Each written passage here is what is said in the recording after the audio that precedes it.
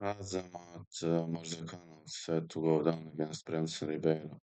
Murzakanov is riding score of 14-0. He defeated Manifield, Jacoby, Clark, and Chukwi. He's having questionable cardio, and Branson Ribeiro has powerful strikes. Branson Ribeiro has a lot of power in his strikes. 6'3", 81 inches of reach.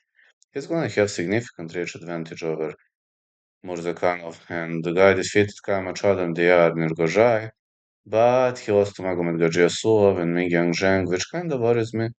Also, he destroyed Bruno Lopez at Dana White Contender Series, but Murzakanov, he has a knockout power too. The only problem will be how to get close to Branson Ribeiro, considering that Ribeiro fights long range, he prefers long range strikes. I'm also gonna go with fight not going the distance, but Murzakanov hasn't lost a single fight, so let's hope he extends his winning streak. Slight advantage to Murzakanov, but Ribeiro can knock him out too. Do not underestimate his power.